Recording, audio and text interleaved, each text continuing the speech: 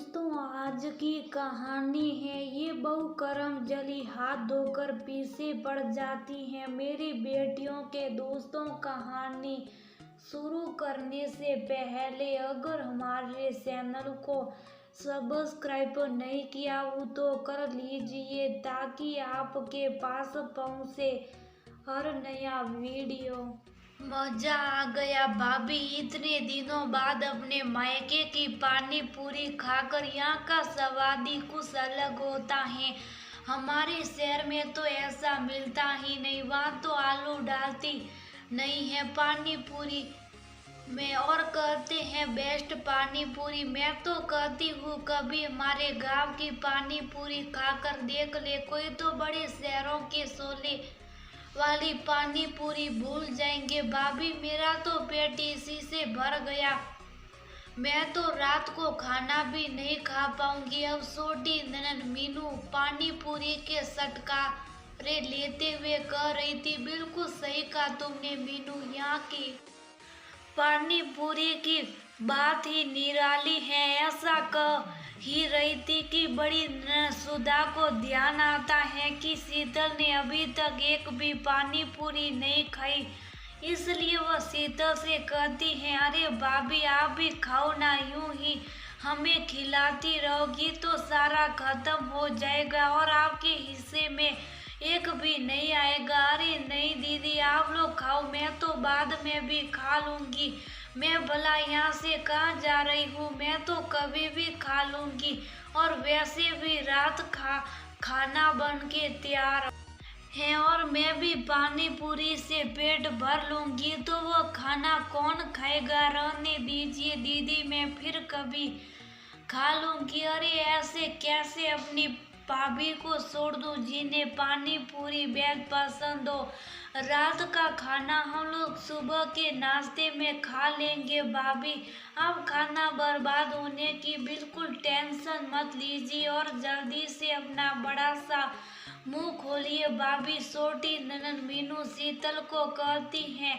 दोनों नंदों की जिद करने पर शीतल अपना मुंह जैसे ही पानी पूरी खाने के लिए खोलती से ही शीतल की सासू माँ कीर्ति जी आ जाती हैं और शीतल को पानी पूरी खाते देख भड़क जाती हैं और फिर कहती हैं, ये देखो महारानी रोटी सब्जी छोड़कर पानी पूरी के सटकारे ले रही। अरे मेरी बेटियों को देखकर इसके भी शिव मसल उठे हैं। घर की बहुओं को ऐसा सटोरापन शोभा नहीं देता। कुछ तो सीखा होता बहू।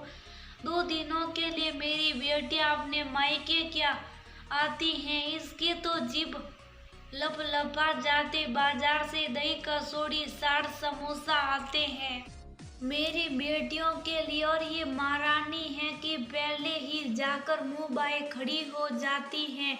मेरी बेटियों को ठीक से खाने भी नहीं देती। बेचारी मेरी बेटियां ससुराल में भी ठीक से नहीं खा पाती हैं और यहाँ भी ये करमजली हाथ धोकर पीछे पड़ जाती हैं। एक सुर में कीर्ति जी अपनी बहू को भला बुरा कहती जा रही थी और शीतल की आंखों से सरस आंसुओं की धाराएं बहती जा रही थी। तभी कीर्ति जी की बड़ी बेटी सुधा अपनी माँ के ऊपर चिल्लाते हुए कहती है, माँ ये क्या बोले जा रही हैं आप? कुछ तो बोलने से पहले सोच लिया कीजिए। आप जो भाभी को इतना कुछ सुना रही हो उससे पहले एक बात उनको बात तो सुन लेती। अरे वो तो खाना भी नहीं हिस्सा रही थी। वो तो हमने जिद किया इसलिए 2 पानी पूरी खाने को तैयार हुई थी, पर आपने वो भी खाने नहीं दिया। बेचारी को देखिए तो कैसे मुंह निवाला मुंह में ही रह गया। सुधा के ऐसा कहते ही मीनू भी अपनी माँ के ऊपर चिल्लाने लगती है, आप भी ना माँ, अगर भाभी ने 2 पानी पूरी खा ही लिया तो कौन सा आफत आ गया जो आप इतनी खरी खोटी सुना डाली। अरे बहू है तो इसका अर्थ क्या? वो अपने मन जीव की सुखदा को शांत करके जीवन बसर करे। और हाँ, अभी अभी आपने क्या कहा था माँ? आपकी बेटी को उसके ससुराल में खाने को नहीं मिलता, ये सब और यही बात अगर भाभी कहे तो आपको कैसा लगेगा? अरे मीनू, तुझे पता नहीं है तेरी भाभी कितनी सटोरी है। अरे इसका बस चले तो ये सिर्फ बाहर का चटपटा खाना ही रोज खाया करेगी और मेरे बेटे को धीरे धीरे कंगाल कर देगी। वो तो मैंने इसकी नब्ज को शादी के 1 महीने बाद ही पकड़ ली थी, वरना तो महारानी के हलक से घर की दाल रोटी नीचे ही ना उतर पाई। गुस्से से तिल मिलाई हुई कीर्ति जी कहती है, माँ की ऐसे बातें सुनकर सुधा ताज्जुब करते हुए कहती है, माँ आप कितना बदल गई है। जब से आप सास बनी है तब से हमने ये महसूस किया कि आपके अंदर की मात्रा तब कहीं खो गई। क्यों माँ, जिसे देखकर मुझे बहुत दुख होता है। सुधा के बात खत्म करती मीनू फिर से बोल पड़ती हैं, एक बात कहूँ माँ, बुरा तो नहीं मानेगी आप ना, मेरी सास से थोड़ा ज्ञान ले लो। वो भले ही भला बुरा कहती हैं पर खाने में कभी रोक टोक नहीं करती, बल्कि शौक से बहू बेटियों को खिलाती हैं। और आप कहती हैं कि हमें ससुराल में खाने को नहीं मिलता। मैं तो कहूँगी कि भाभी को उनके ससुराल में अपने मन को मारकर जो मिलता वो खाना पड़ता, हमें नहीं। और माँ दीदी बिल्कुल सही करी, मैंने भी आपके अंदर के व्यवहार को बदलते देखा। बेटी के लिए माँ वाला दिल धड़कने लगता और बहू के लिए सास जैसा कड़वा वाला। ऐसा मत कीजिए माँ, हमें अच्छा नहीं लगता। पिछली बार भी आपने भाभी को ऐसे ही डांट लगा दी थी जब भाभी बड़े शौक से समोसा खाने बैठी थी, पर उस वक्त हम कुछ नहीं बोल पाए क्योंकि हमें लगा था आप समय के साथ समझ जाएगी, पर हम गलत थे, इसलिए हमें आज बोलना पड़ा।